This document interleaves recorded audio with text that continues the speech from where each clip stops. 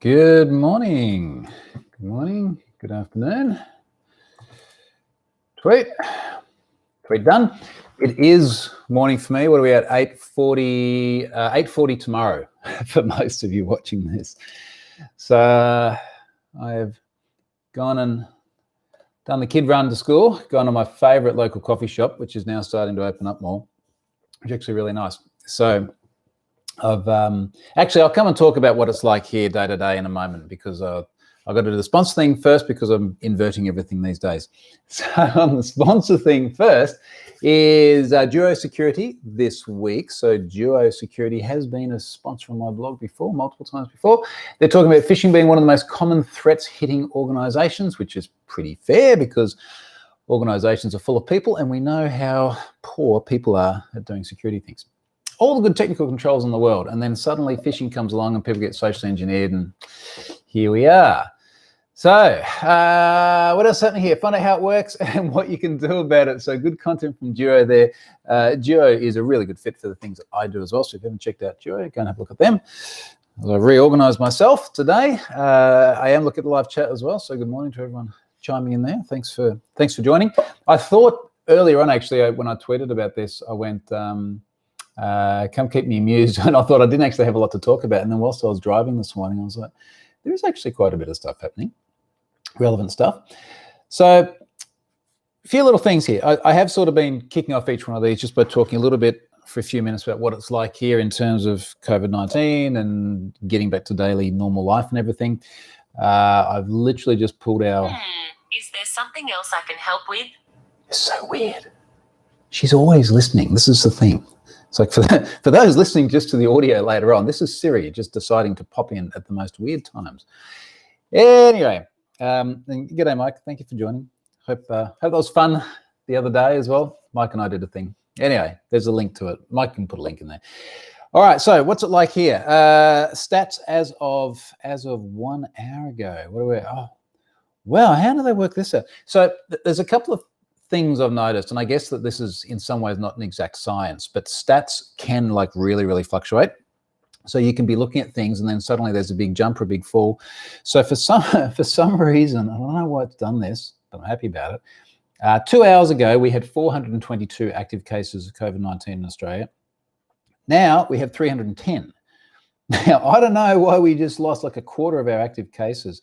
These tweet threads often have some good info here. They're saying New South Wales, which is our next state down, updated active case figures. They haven't been added. I don't know. All I know is it's going in the right direction, which is good. So we are still heading very much in the right direction, which is nice. Queensland, my home state, I did actually take a look at this a little bit earlier on. Burton, what am I drinking? It's like, it's literally coffee, mate. This is not wine inside a coffee cup because it's early. So my home state now, we're down at 4 active cases, 5 million people in the state, 4 active cases. There is 1 person in hospital in ICU, unfortunately, but that is just amazing. Our city here with about 600,000 people, I think we have 1 of those 4 cases in the state here. So stuff is sort of gradually returning to normal. I've been to more restaurants so far just for lunch or breakfast. I haven't gone out to dinner yet. One of my favorite steak restaurants I noticed had opened back up tonight, I think, and I was looking at the bookings and it's like, yeah, good luck getting in there, because although they're opening back up, they're limited to 20 people per sort of logical area of the restaurant. So the problem for them now, and this is another problem, another very first world problem we'll get to in a moment, is that because all of these facilities can now only have a very low density of people there, they're obviously not making a lot of money on it, and they've still got to pay staff, so they really need people to come. And then when those people come, they're charging a lot of money. So the related first world problem is in January, when we were all totally naive about this stuff, I booked a snow trip in Australia for August. So I'm meant to be going to the snow in August. I have paid for the accommodation, which snow anywhere in the world ain't cheap. And in Australia in particular, there's this really small window of opportunity for any business at the snow to make their money. so what I didn't realize is after I'd paid for everything, yesterday they're like, okay, so we're opening up lift ticket sales now, the mountain, and there's a queue and you got to get in the queue, like a virtual queue. And they're going to open up at 12 o'clock. So like 12:02, I'm in there and I'm like number 12,000 in the queue. And then they seem to only allocate a very small number of tickets because of social distancing. They like a 4-person chairlift, they can only put 2 people on. So imagine halving your capacity.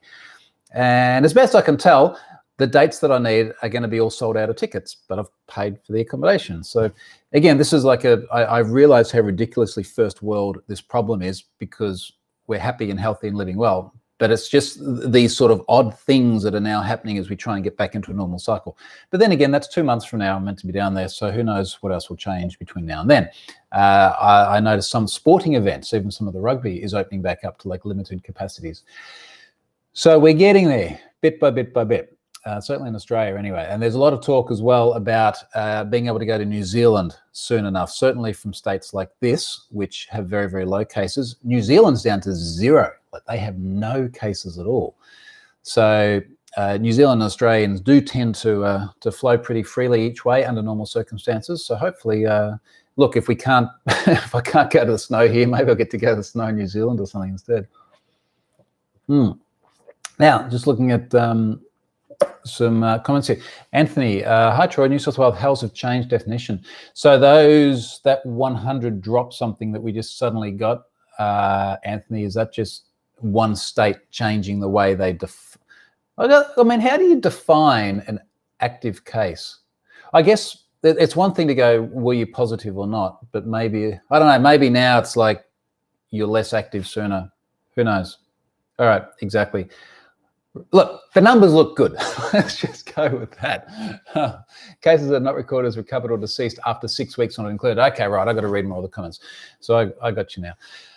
Incidentally, my recording setup's a little bit funky today because 2 nights ago, when I was doing a workshop, which we'll talk about in the morning, talk about in a moment, this worked really, really well.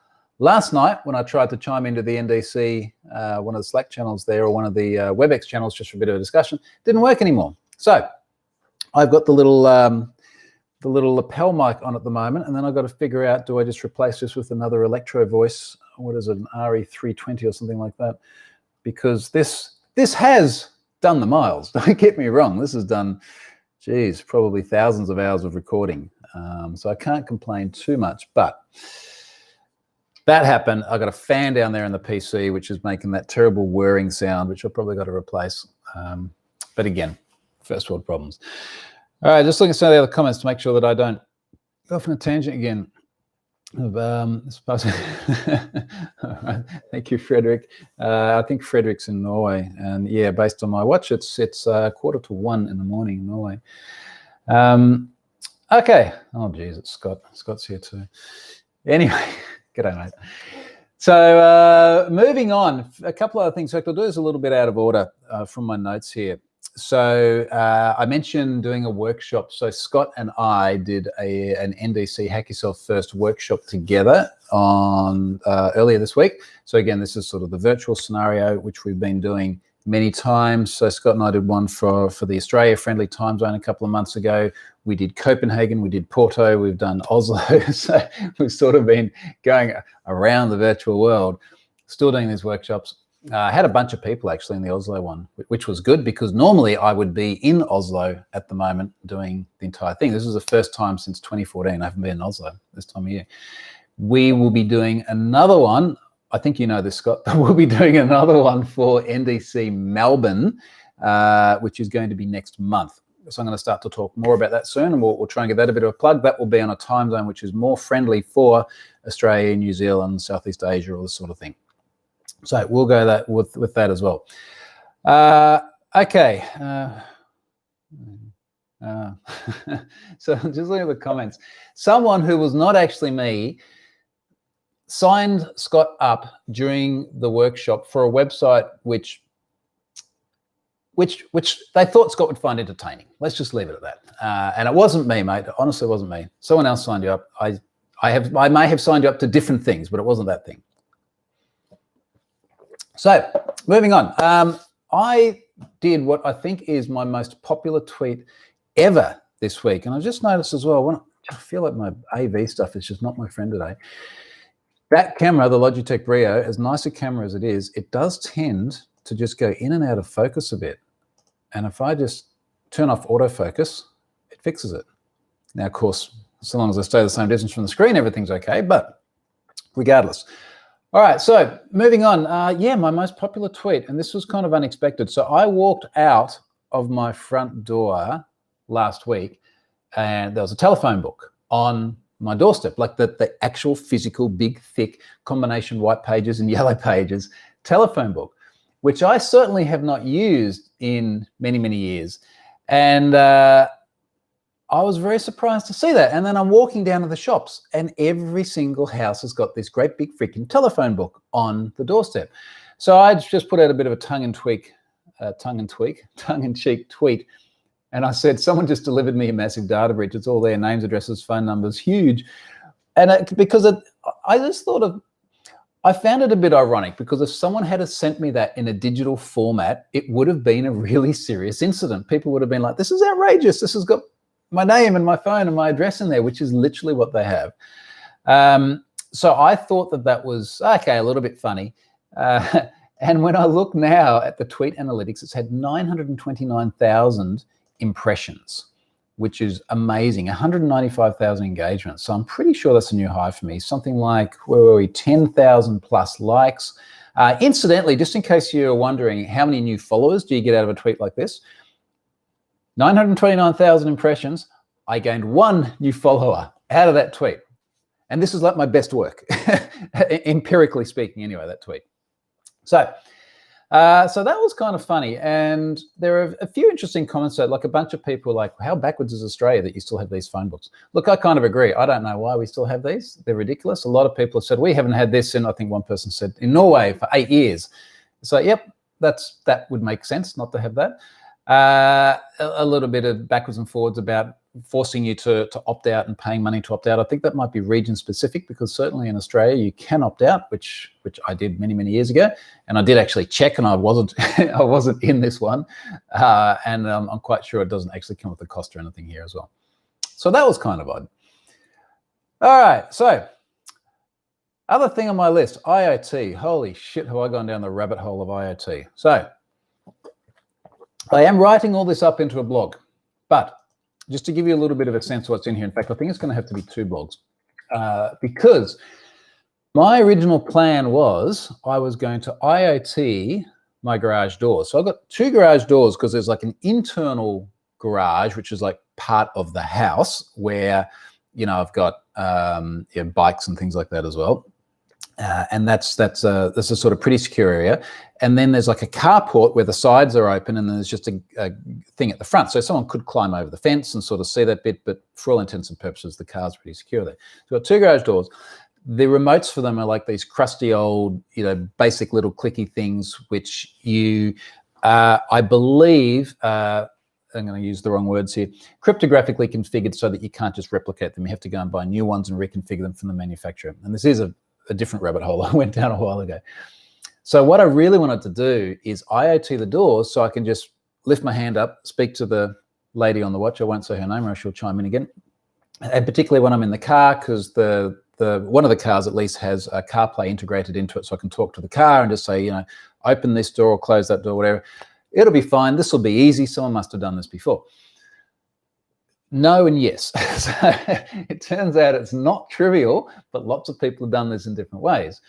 And I started sort of going down this rabbit hole, which began from the premise of, and I'll just open up my draft blog post here, began from the premise of, okay, so what we need to do here is effectively just create a circuit around 2 points on a terminal block on the back of the door unit. So there's a great big door unit that hangs on the roof. It's got the chain and everything on it. Terminal block, all you have to do is you have to close the circuit between the OSC and the COM port, job done. So all I need is a little device to do that. And then as you start going down this rabbit hole, basically the only way that really makes sense to do that is via a product called Sonoff SV. There are a couple of other similar things, but for all intents and purposes, it's still a little PCB that you then need to wire into the terminal block. The terminal block does provide 24 volts as well, so you can actually power it from there. Sweet, no problems. Now, it took me a long time to figure out that this was the right thing to do, but then what does it talk to? Because ultimately I want to use Home Assistant, which is what Siri talks to. Don't say her name. She'll chime in again. So somehow I ended up going from starting with that to, okay, well now that can talk to Home Assistant. So a heap of people said, go and get Home Assistant, it's really cool. I'd half agree with that. I went and got Home Assistant. Some bits are cool, but it is also really, really feels like a backyard project. And I went and got that. That's running on a Raspberry Pi at the moment. So I'm starting to connect a bunch of things to that.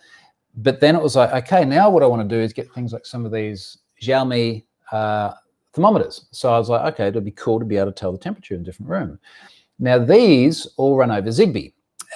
So now I'm going down the Zigbee rabbit hole, because if I want to have devices that talk over Zigbee, because a lot of, like, this won't just talk to Wi-Fi, for those of you who've not done this before, this is Bluetooth Low Energy, it'll talk Zigbee, you got to have a Zigbee hub.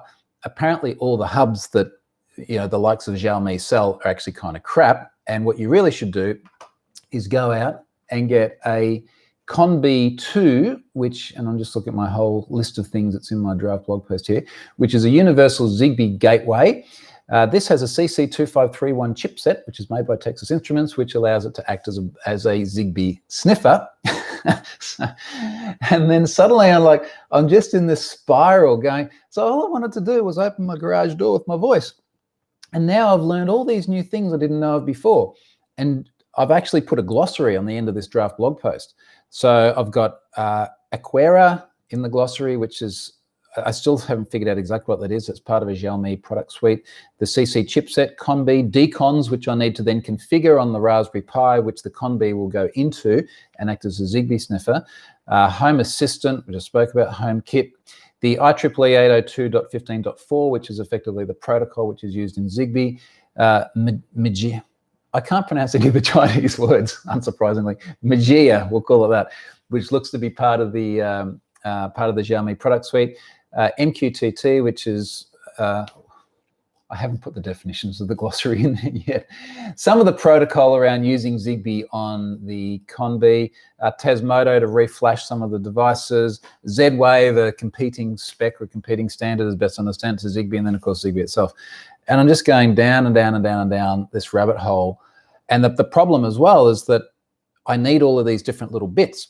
And because of the current environment with COVID-19 and everything, and because a lot of it comes from China, it's like you go onto eBay and order it and they're like, okay, that'll be 4 weeks. So it's like, all right, well, that part of the whole project now gets to sit here for 4 weeks. So that goes nowhere. So that's a little bit annoying. But I think I'm sort of getting there. And a lot of this is actually pretty cool. I think I now know all the bits that need to tie together. I've ended up buying a total of 4 different Xiaomi thermometer / hygrometers in order to just try and see which ones I like, because they're only about, like, I think they're $13 to $20 each. So it's like, all right, not a great loss. So a lot of comments going in here. What am I missing? It's Scott. Scott has like literally hijacked my thing. It's nothing important there. No, nothing important there at all. Yeah, back on topic. So I think I'm sort of getting there. I'm actually going to have a phone call with a mate of mine on Wednesday night, because he saw me talking about Home Assistant, and he's like, oh, I love Home Assistant. We got to talk about this. I'll walk you through the whole thing. So I'm going to have a chat with him and try and figure out how to actually get the most out of this. But I understand that you have a whole bunch of devices, and then you've got things that can trigger them, and you can create sort of routines, or it sounds like IoT macros, for want of a better term. If anyone has used Home Assistant before and you've got stuff that you find is absolutely essential in there, perhaps with specific devices, maybe you've got like a motion sensor, or there's a door closed or thing sensor, I'd really like to know, because at the moment I kind of have like a fuzzy idea of actually how to make this work well. So that is the IoT stuff. We'll see where that ends up leading. Now, the one blog post that I did write this week was around my regional director renewal, which is nice. So there's another 2 years of people getting confused about me not working for Microsoft.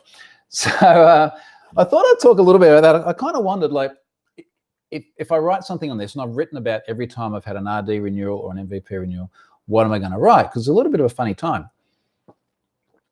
And I was kind of thinking, like, what picture should I put? Because you got to pick like a picture for the hero image on the blog post. And I picked one with me speaking in Budapest. So I spoke at an event there in September, and I sort of said, look, this was 259 days ago, 15,500 kilometers away, and there was 1.3 billion records less than have I been pwned. And I was just kind of, I guess, reflecting on how much stuff has changed, particularly the stuff that contributes to my RD award. And sort of to be clear about that, it's, the RD award and the MVP award, both of these are around doing community-centric things. So, obviously writing loads of blog posts, doing conference talks, user groups, podcasts, all this sort of stuff. And I was kind of thinking my life had gotten so defined by me traveling to do speaking events and to do workshops. How is that now different? And I was just mentioning before, Scott and I are doing the remote workshops. So we're still doing workshops. We just do them remotely. I certainly do less because a lot of the ones I did were in person. Companies want you to come in person, but still doing a bunch of them. Conference talks. So obviously no one's traveling for conference talks now, and I've just cut way back on them. I do conference talks that I really want to do that are online, and I mentioned this the other day, and I had a bunch of people go, yeah, like this is spot on. I got to be honest, like doing talks online is a lot less fulfilling as a speaker. It is so much less fulfilling because you get no engagement from the audience. Like nothing comes back. You don't see anyone smiling. You don't hear laughter. You don't have people coming up to you afterwards wanting to shake your hand or take a selfie or just have a bit of a chat. Like none of that happens. So if you take all that away and you're left with literally just speaking out the words of the presentation, it's like, what's left? Why are you doing it? Well, one of the reasons is financial. Like I do get paid for a lot of the talks I do. I still need to make a living. So there's that, but is it fulfilling? Not really. It really, really is not the same way. Now, that said, engagements like this one seems to be descending into now where there's actually people making comments and coming backwards and forwards, and particularly, like Scott and I did a public cyber break on one a little while ago. That was fulfilling. That was really good fun because we actually got interaction with people. But as a speaker, just doing talks online, it's just not the same in any way, shape or form. All right, I have a look at some of these comments. Burton, I think Microsoft should change the naming Microsoft Regional Director to something that doesn't mean working for Microsoft. This discussion has come up so many times within Microsoft channels as well. And, little secret, not an NDA secret, but a secret on this. A lot of people in Microsoft don't know what it is either. So they don't know what the title is. And I've even spoken to quite senior people at sometimes and within Microsoft. And they're like, so you work for Microsoft? No, I don't. Well, what region do you have? I don't have one. What do you direct? I don't direct anything. How much do they pay? Well, they don't ask for how much they pay me, but they don't pay me anything. So it is a confusing title. The bit that I'm hesitating on is that because it does sound kind of important, it does also open doors and get you access to things that you might not have done otherwise. I don't really have a better title that achieves that objective and doesn't create the confusion. And I'm just not sure the confusion actually matters that much. And most of the time when I hear the confusion, it's people being angry with me. It'll be like, they want to find a reason to get angry at me, so they'll refer to Windows ME. It'll be like, Troy, you suck. And that Windows ME was terrible as well. Somehow that was my fault. But anyway, they still let you claim that you work for Microsoft. So Frederick, I don't claim that I work for Microsoft. In fact, on my bio, if you go to the About link on my blog post, I think the second sentence says, I don't work for Microsoft. And this is one of the things I get a little bit pissed at when people are angry at me and they say it's unclear. It's like, I'm as clear as I can be about that. Imagine they get salty since you managed to keep your Azure bills so low because of Cloudflare caching. So little known fact, but a public fact, Microsoft is an investor in Cloudflare. So Microsoft put money into Cloudflare very early on. So by no means are they adversarial. They've got a whole bunch of stuff that crosses over. But Microsoft is friends with Cloudflare. Don't worry about that. Frederick, sorry, reading back up, MQ2T equals message queuing, telemetry, transport. See, these are the things that I'm learning. This is why I have to put a glossary. First time I've ever put a glossary on a blog post. And I've had to try and make it a little bit clearer. Recently on NordVPN, they're prompting me to change my pass every time I open the app. It's a random, long, unique password. Well, that sounds weird. Yeah, they shouldn't do that. I'm not sure why that happens. Incidentally, on changing passwords, I have a blog post in draft that actually has Scott in it, and I know that you know this, mate, which was around, every now and then someone has an account takeover, and then they pop up and they're angry on Twitter. I know, right? Like, what are the chances? They're angry on Twitter and they're like, this was a strong, unique password generated by Password Manager. There's no way that this was a credential stuffing attack where they took it from another data breach. They must have been hacked. And I've seen a lot of this happen with Nintendo recently, and all sorts of other organizations that have been at the tail end of the receiving end of credential stuffing attacks. And very often you end up finding that either strong password is a liberal definition, or there was something else involved there. So the reason I got an example from Scott, and he was public about it at the time, I think it might have been your Pinterest account, mate, but it was something along the lines of he actually had 2 accounts and there was a confusion, and one really was a bad password from a long time ago. The Nintendo thing seems to be that there were like 2 accounts with Nintendo, and one of them could be linked to another. I'll get this right before I actually blog it. And if the other one, someone got into that, then they could take over your main one, and the main one might have had a strong password, but there's some sort of auth token or something that comes from the other one. So that's a blog post which is coming. Yeah, I know, having 2 accounts in the same place. So Mike, has Babylon Health come onto your radar yet? So what's happening with Babylon Health?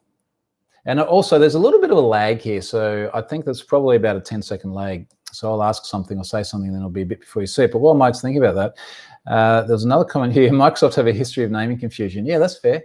They've got some sucky names. Something else changed name recently, and I can't remember what it is. And I went in to try and find it, and it's, oh, no, that's what it was, Microsoft Flow. It's not Microsoft Flow anymore. But you can still go to flow.microsoft.com. So Microsoft Flow is like the Microsoft version of if this, then that. So now it is Power Automate, not just Automate, Power Automate. There you go. So Mike says an app that allowed users to view other people's healthcare visits. Oh, I tweeted at this, didn't I? Because someone, I think, is this the one where someone said there was a list of like video files or something, and he said, I can go and see the consultation of other people's healthcare professional visits? Like, if that's the case, that is, I sort of have a question as to why you would be recording that in the first place, given the risk it poses. But yeah, that's super, super, super sucky. So that's definitely not good.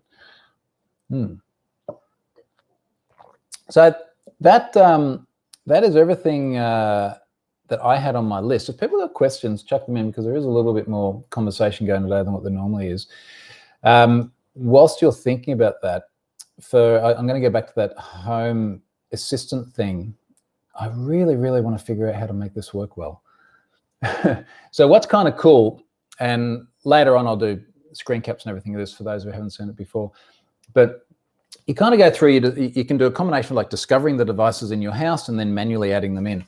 And it's come up with everything from once I installed the app on my iPhone and iPad Pro, and incidentally, that was a pain in the ass, trying to actually get it to work on here, because the first time I ran it, every time I sort of click continue, it'd just crash. And I tweeted about it, and people are like, oh yeah, you got to turn off Wi-Fi before you click that button, otherwise it crashes. Didn't I say it felt a bit rough before? And then Scott was trying to find it only a couple of days ago, and I know, mate, you said, I can't find it anywhere. Is it like not in the UK App Store, but it's in other places? It's like, well, actually, they pulled it from the App Store because they had too many glitches, and maybe it's back again now. I don't know. But anyway, once you install it, it can share a whole bunch of information with Home Assistant around things like, is your device charging? Which SSID you're connected to? The MAC address of your SSID. I'll rephrase that, sounded bad. The MAC address of the access point you're connected to. Because in my house, I've got a bunch of them via Ubiquiti. Have you checked out Cloudflare TV? There's been some pretty interesting things on there. What's Cloudflare TV? Did not even know that. Sean Wright, what's your view of the recent article about spyware? Not sure if you've covered this yet. There have been so many articles about spyware, so I'm not sure which one you're referring to, but I'll give you my view on spyware. It's really sucky. Now, first of all, there are, I think, 2 or 3 different data breaches in Have I Been Pwned of spyware. So keep in mind, spyware is something that normally runs with elevated privileges on a device, such as installing profiles so that it can do things like access all sorts of things that it shouldn't normally be able to do. It's often sold as parental controls. So You're a parent, you want to be able to make sure your kids aren't getting up to no good, so install this, and then you can see things like their photos and their messages, which is just all kinds of problematic, because how do you think the parents do that? Like, you got to get the photos and the messages from the kid's device and put them somewhere central so that the parent can then look at them. In reality, very often it's used in cases of domestic violence or stalking, which is just atrocious stuff, because now you've got an abusive partner literally tracking their spouse. And this isn't like Friend Finder, right? This is the messages, the phone calls they make, the photos they take. So it's just recalcitrant stuff. Now, a little while ago, I think both Apple and Google started cracking down on this in the App Store as well. And I know there's a big push from the likes of the EFF to try and actually get this stuff just out of circulation. So hopefully that has nailed what you were referring to there, Sean. And I'm just looking back through the comments. The recent one where they gave a step-by-step to install spyware on your partner's device. Oh, shit, really? Why would you do that? Can you drop a link into the comments on that, Sean? I'm actually curious to see that. Wow, that is really, really sucky. So no, I'm just adamant that that's all kinds of bad from top to bottom. The thing is as well is that you have parental controls built into these devices. You can decide what time your kid's allowed to start using the device, which apps can they use, how much time can they spend on the apps, which ones are whitelisted so you can use them at any time. You get insight into the things that they are using, and you can get that from here, and you can also get it from a Windows machine as well. And I believe, and I haven't had to set this up because my kids are too young yet, but you can put controls around which of their contacts they can communicate with too. Now, that's not perfect by any means, don't get me wrong, but that's the starting point. And the question then is that sufficient? And the excuse that I often hear, it's the same excuse about kids' tracking watches, you know, those little GPS watches, where someone will say, oh, yes, but my child is either out of control or sometimes at high risk. So maybe they have a mental disability and we're really worried about them just wandering off and getting lost, and this is why we put it on them. And so, okay, well, I can see cases where it is less clear cut, but man, it'd want to be exceptional to do that stuff.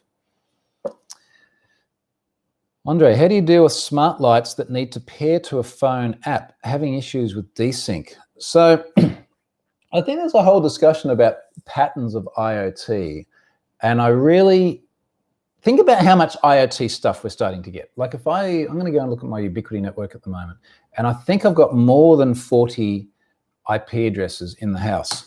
And there are probably some of you just hearing that going, is that all? But it's getting up there, and this is just the IP addresses of devices that are on the Wi-Fi.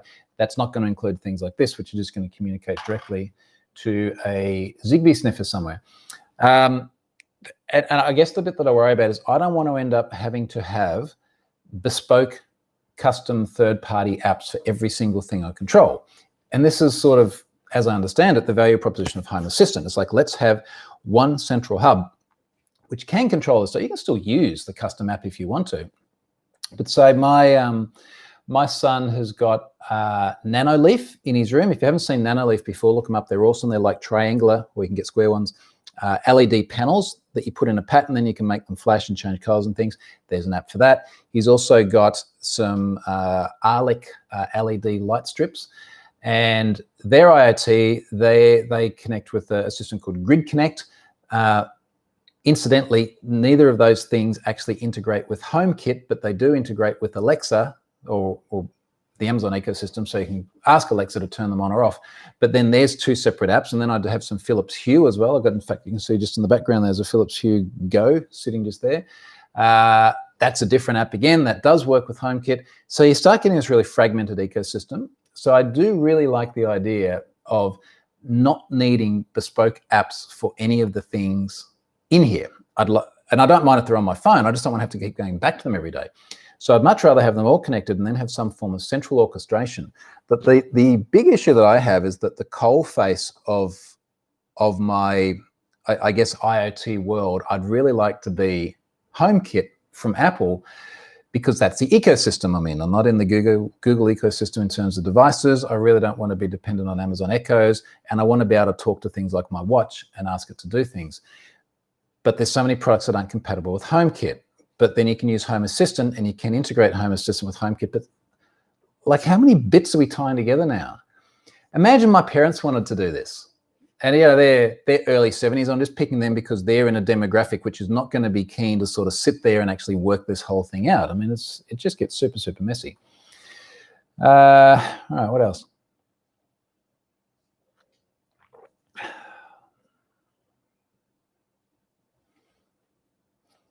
I feel like it's hard when these comments on YouTube aren't actually threaded. So how many devices did I have on this network now? It's got me wondering. In fact, my Ubiquity network is going great because I haven't had to think about it. Like, you know, it's working well when you just don't think about it. So I've got, actually, I've only got 32 clients on here at the moment, but that's because the kids are at school and that takes away a watch and it takes away a laptop. Some other stuff probably just isn't turned on. Oh, Scott, yeah, the IoT candle. So and I think Scott as well, had backed the Kickstarter for the IoT candle, not because we want an IoT candle, but we just wanted to see how messed up stuff gets. And they had to pull the pin, which is a real shame. And I'm walking around lighting my candles like an idiot with a damn lighter. But that would have been interesting to see. What I do really love about stuff like this little thermometer that I've got in my hand is so small. I mean, it's probably about 5 centimeters across. And it actually comes with a little double-sided sticky on the back so that you can put them on walls somewhere. As soon as I got this, someone said, oh, wow, you can still get the first generation. I was like, oh, shit, I've got the old one already. So there's a newer one, which I've also ordered, and I'm waiting for that to arrive. Same sort of deal. And I like the idea of just being able to kind of stick these around the house.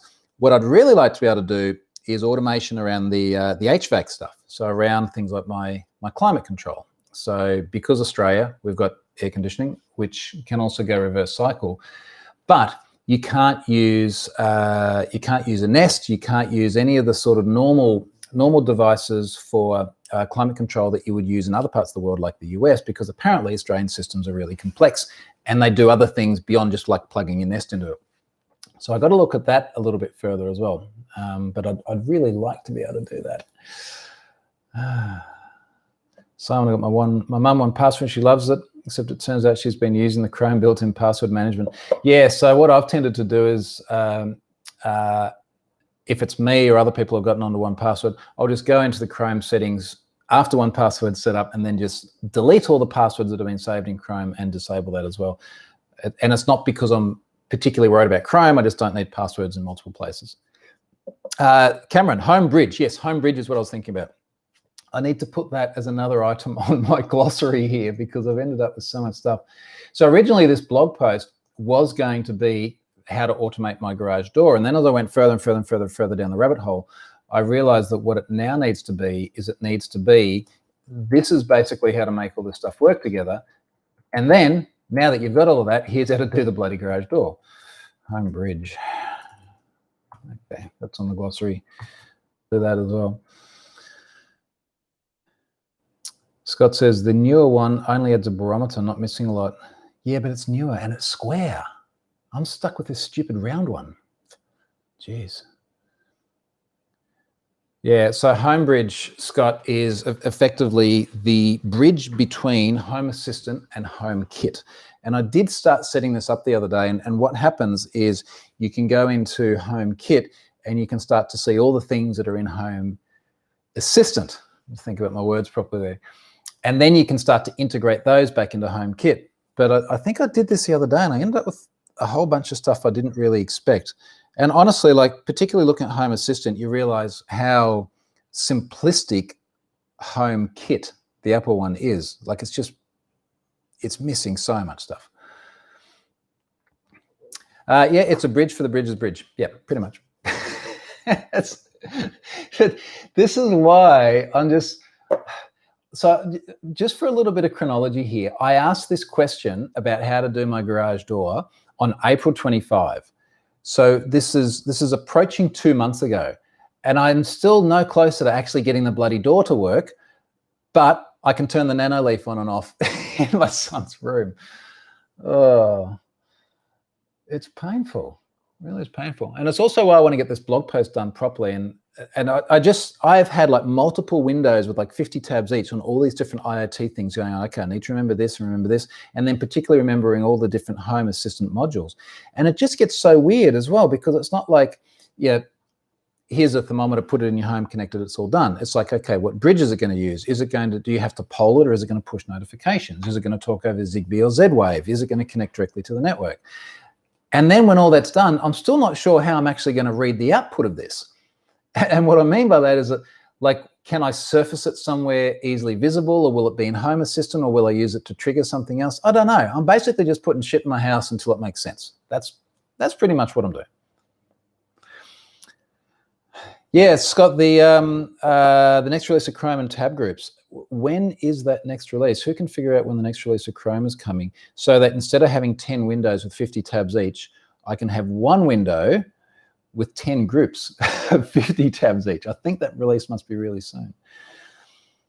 Andre, do you codify and persist your home network configuration? I back it up. So Ubiquiti has an option to back up your network configuration or your configuration within the Unify ecosystem. So all that's backed up. But having said that, I mean, I did it all from scratch recently. I was going to try and migrate my Ubiquiti V1 network, which was the very sort of manually put together one, into the new V2, which had the Dream Machine Pro. But I decided it was just easier to go from scratch, and it really actually didn't take too long. The thing that probably took the longest is all the different devices I had connected. I had to go and rename and give new icons to, just so my graphs look pretty.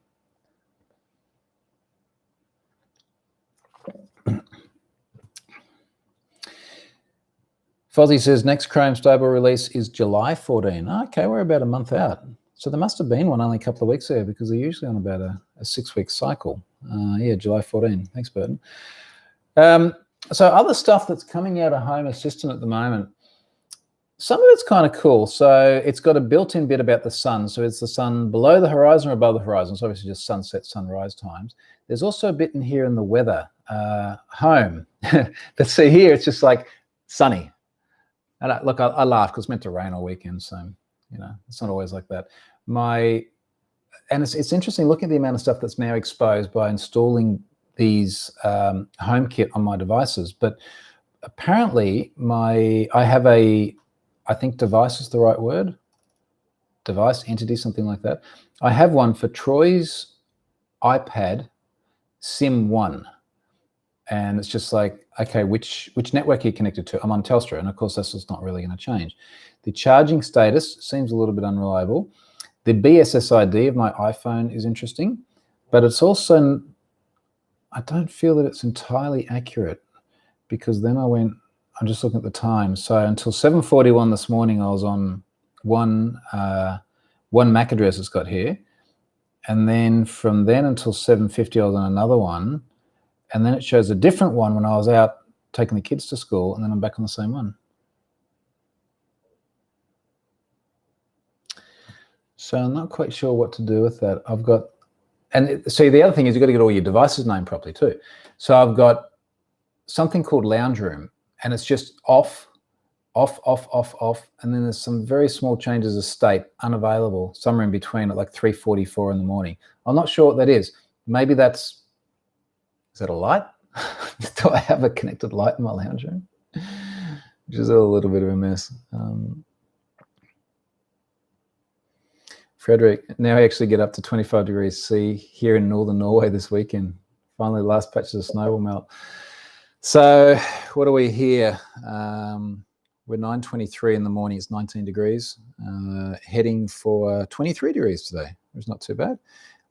And this is pretty typical for winter, which is okay. Okay, folks, look, here's another interesting one. Troy's iPhone 11 Pro activity, stationary, walking, stationary.